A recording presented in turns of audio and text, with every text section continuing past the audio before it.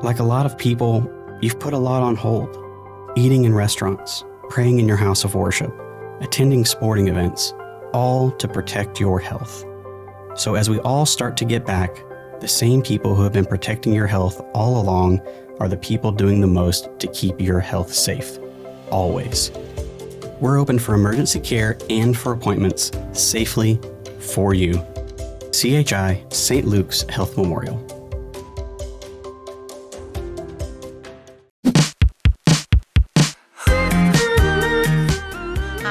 Watson-Watkins, President and CEO of the Lufkin Angelina County Chamber of Commerce. Welcome to the Chamber Connects, connecting business to community. I'm here today with my co-host, Blake Pollino of BP Media Group. So we just got done recording with Becky Jackson of Absolutely Fiction, a brick and mortar bookstore here in Lufkin, talking about how she's pivoted, how she's changed her business, and the importance of buying local. So let's get into this episode.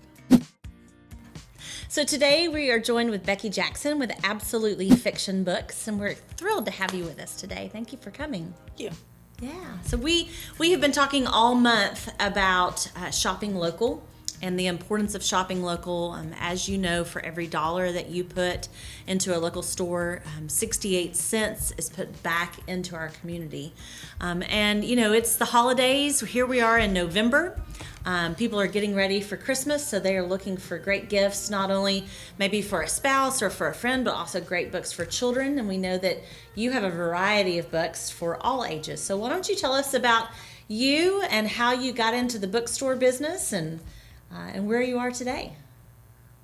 Well, we got into the bookstore business 5 years after Walden Books closed down because we felt that Lufkin needed a bookstore. Mm-hmm. Mm-hmm. And we opened it with the premise that we're small, we will order any book that we can still get our hands on for you, that as long as it's still with our distributors or publishers, we'll get it for you.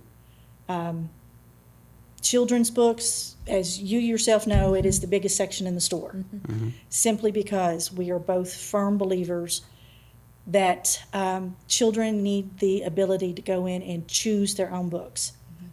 Not to have them chosen for them, but to choose their own books so that they have the privilege of being able to choose what they like to read. That's right. That's great. And you have a great area for kids to be able to sit and read. Yeah. We've got chairs scattered around the store that people can sit down and read in, but we've also added another aspect of the store since the last time you were in there. Okay. We have added games and put tables in for gaming. Okay. Like Magic the Gathering, Pokemon, and Yu-Gi-Oh cards. Mm-hmm. We do have some board games for sale. Dungeons and Dragons, of course, which is a big mover. I keep a full selection of that, and dice. Other than that, I am primarily a bookstore. Mm-hmm. So we sell a little bit of everything. Just because our name is Absolutely Fiction doesn't mean it's all fiction. It's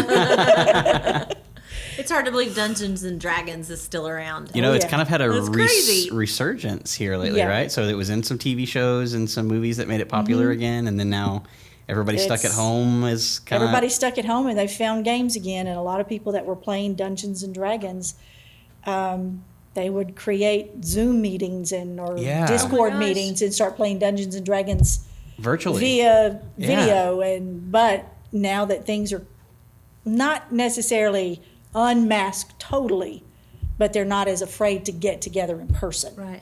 Right. So I do have a group that comes on Friday nights and will play Dungeons and Dragons from about 2 in the afternoon till close at 6, or if they know their game is going to go, we're going to be here till at least 8 or 9. Okay, not a problem. Wow, that's crazy. Just give them a key, let them lock up. Oh, no. No, I don't blame you. So it's an interesting time, I can imagine, to be a bookstore owner, right? I mean, so I can imagine that online is... competing with online is a big part of the business, and trying to find your own little niche. Can you tell us a little bit about that? Well, when COVID hit, and about 2 weeks after, and things started locking down, Amazon actually quit selling books. Really? There was only the essentials. Oh, because so many people were ordering groceries and toilet paper and things like that. Okay. Things. So their book sales actually went down. I only closed one day out of that whole first lockdown thing, and that's when the governor's April 1st order went into effect. I shut that day because Jay didn't want me up there Right. if things got nasty out in the Sure. in the public. So I shut that day, but I was back the next day Yeah. when we realized that That's great. so far Lufkin hasn't had that problem. No, Right. we're very blessed. So I went back the next day, and then I adjusted my hours where I was open from 9:30 to 2 o'clock, or 3, depending on who was coming in right there at the 2 o'clock hour. And most people agreed with that. And then when the governor took his first order off, I opened back up my regular normal hours. Okay. We just limited the amount of people in the store, and pretty much it stayed the same. I have a sign up that says you have to wear a mask, but I don't enforce it. I gotcha. Because there are a lot of my customers are elderly and they have some type of Breathing problems. breathing Sure. problem, and mask doesn't help with that. So, Gotcha. So do you? and I don't have enough people in the store at any given time to not be able to keep them 6 foot Sure. apart. Sure. So, Have you always had a passion for reading? yes, I love to read. It's just that opening the bookstore, I don't have time to read anymore. Yeah. But I try to read at least before I put a book on the shelf. I try to read the synopsis that the publisher puts on the book or puts up on my publisher cataloging Right. area to find out whether or not I would like the book. If it says it is similar in theme to something that I'm already selling, Right. then I'll put it on the shelf. I always wondered how you decide what books to order in a bookstore. Yeah. I was going to ask, what are some of your best sellers that you have? Lee Child, when he has a new book out. Okay, Lee Child, real popular. John Gresham. Yeah, always. My landlord likes, or my landlady likes, Sandra Brown and David Baldacci. I have a couple of other customers that I'll get 2 copies of that book, one for her and one put on the shelf, and they come in and see it, it's gone. So I have no problem with those. So it's definitely a business of regular customers, right? So Sometimes you know what they I have what they need. regular and- customers. I have some that show up once every couple of weeks and buy 2 or 3 books, and then some that show up once a month. Interesting. But typically right after school, I'll have several moms bring in their kids because they need a book. Right. Yeah. The high school English teachers will assign books for their senior English classes, and usually it's a classic, and I try to keep the most common classics on the shelf because typically that's what it is. So I've always got those. I have some really pretty ones, the Canterbury Classics, that sell very well all year long, but particularly at Christmas. Now I wish I brought some samples of them. Yeah. but I Yeah, didn't. sure.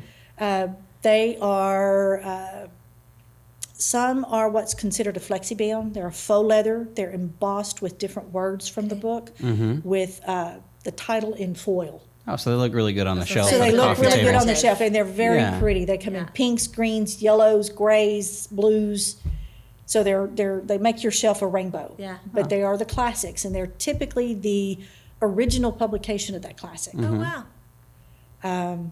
Then there's the hardbound version of that, which is leather bound. Oh, cool. And if you look at the spine of it, it's got the 3 little ripples on it. And that's an old style binding, but it's also a very beautifully covered book with the picture done for something that's in the book. Or in the case of Arabian Nights, it's the, you see Agrabah or Baghdad in the distance through a fretted Arab style window or Moorish style window.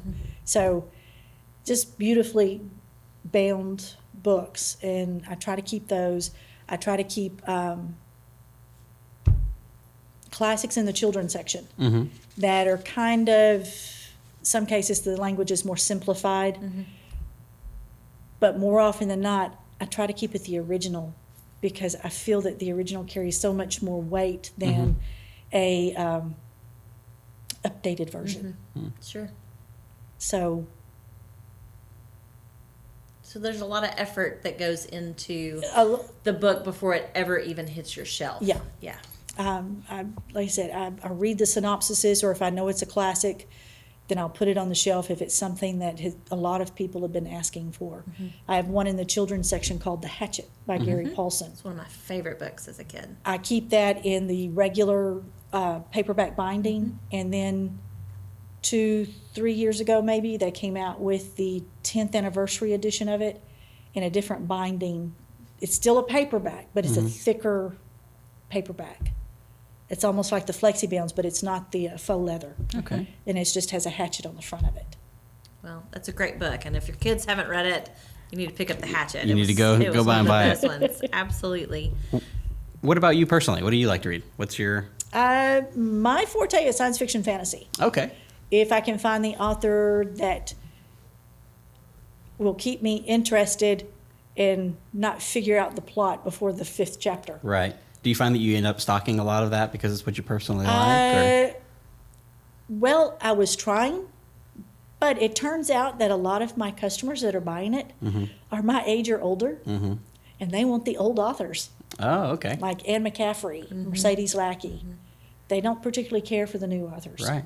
Though one author has been selling real well lately, and that's Jim Butcher, and he does the Dresden Files, Okay. which is a warlock in Chicago. Okay. I think I've seen the covers of the books, but... It's like 16 books in that series. Oh, wow. Okay. Your chest pain. It may mean nothing, but it may take everything. Know the symptoms of a heart attack. If you have any of them, get to the nearest emergency room. We're waiting for you. It's your health, so everything is up to you. Everything. This message brought to you by Woodland Heights Medical Center, home of a nationally accredited chest pain center. Log on to learn more. Are you interested in buying or selling real estate? I'm Becky Coda, broker and co-owner with my husband Kevin here at Century 21 Coda Realty. We have 21 agents that are highly trained and committed to delivering an extraordinary buying or selling experience. Contact us today to see how we can help you.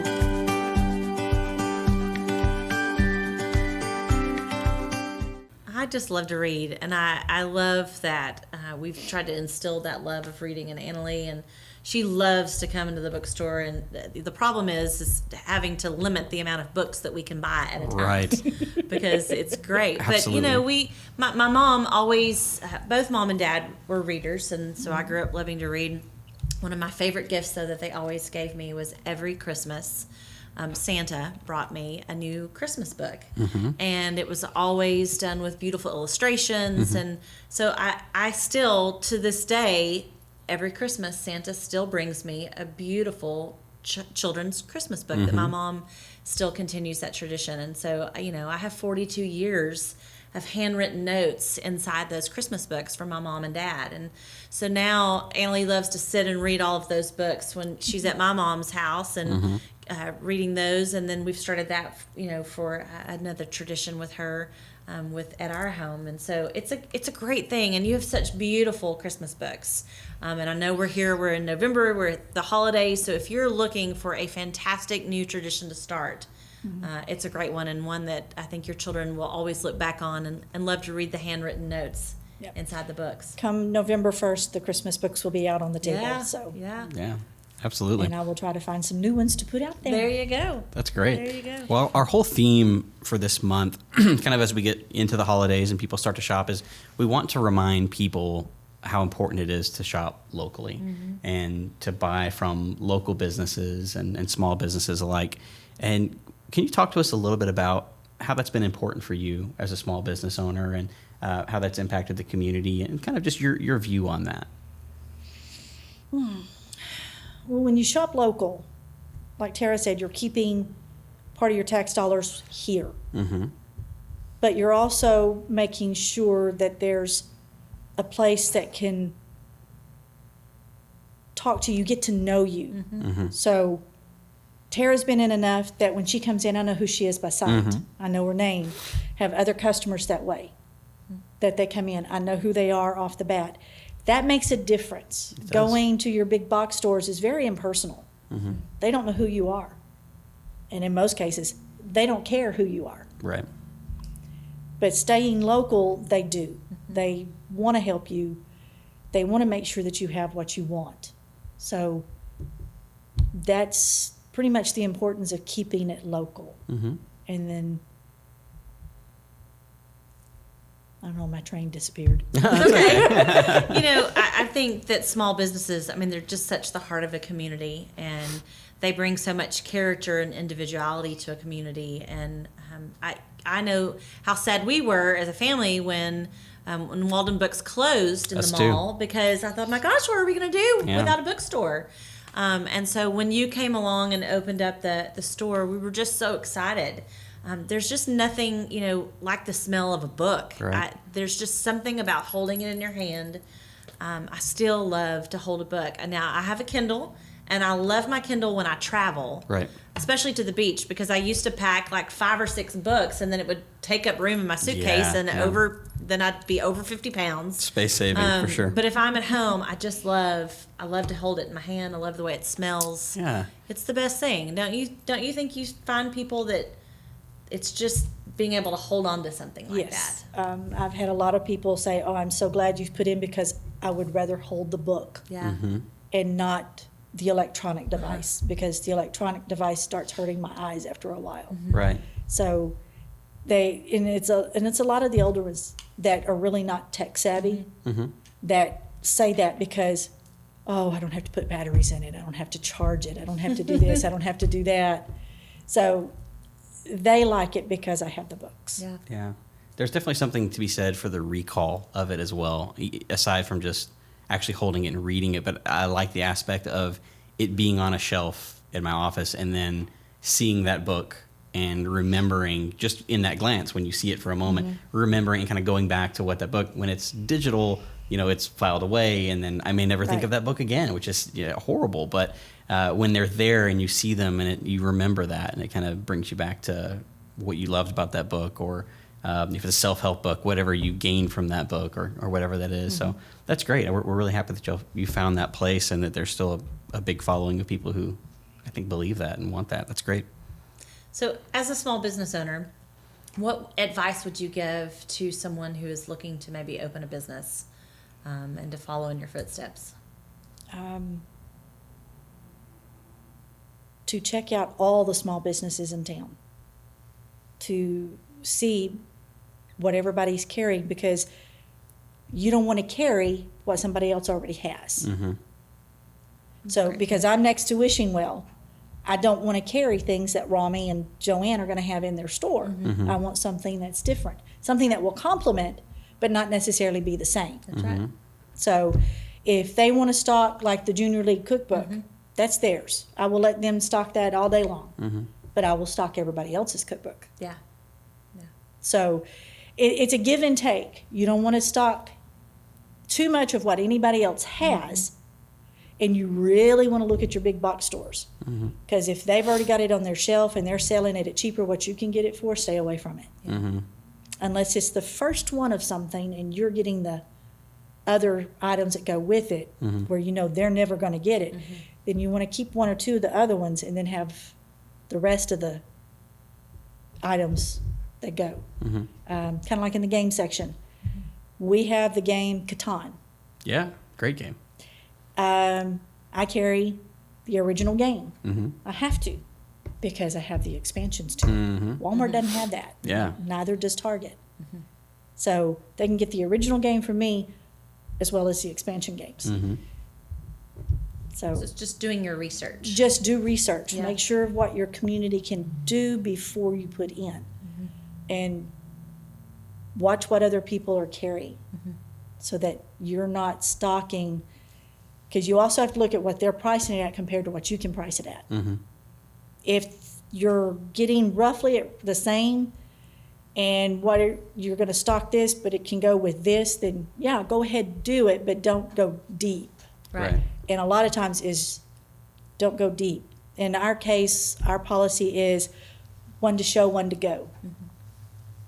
It's a good policy to have. So, and then when it quits selling, if it's not something you're willing to keep stocking because it's just going to sit there, the last one you sell, it goes on a special or only basis. That way, your shelf space is free for something else to go on to.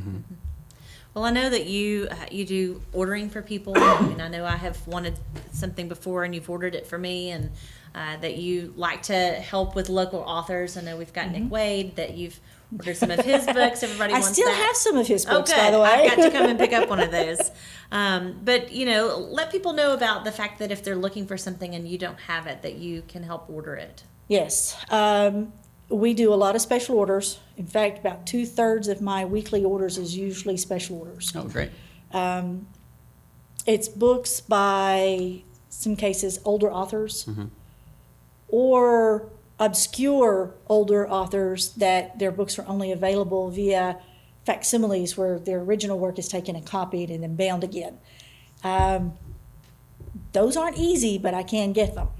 I have publishers that I deal with, and I have 2 distributors that I deal with. One of my distributors does a lot with having on hand self-published works, and believe it or not, that's a big deal these days. People going out and self-publishing a book.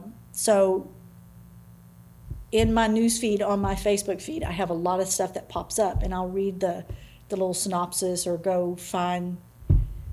If it's in iBooks, I'll go look at it in iBooks and see. And sometimes I think it's good enough that I can put it on the shelf. Right. These are And self-published. These are self-published by authors all across the United States and stuff. So, and believe it or not, sometimes they sell very well. That's great. Author named Jenna De Leon. She's from Louisiana. She now lives in Dallas. But I can sell her books right and left all day long for those ladies that are wanting a little bit of funny ha-ha mystery. Oh, So That's fun. very great.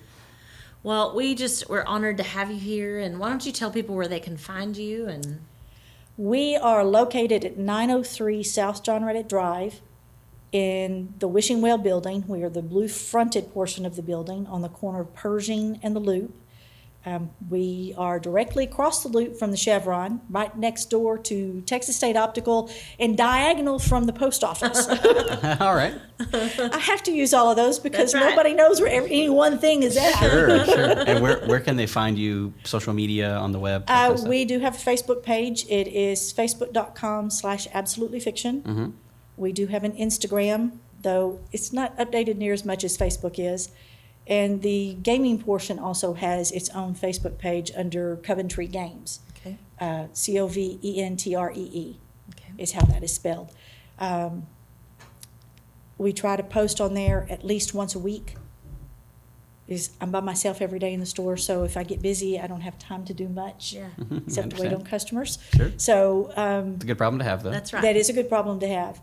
And sometimes my big days are Tuesdays and Fridays.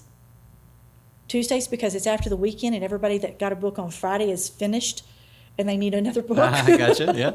Fridays because they're either coming in to get their books for the weekend or their kids is needing a book for the weekend. Right. So a lot of times they will come and get 2 or 3 books for their kids, particularly if it's a series and their children read really, really fast.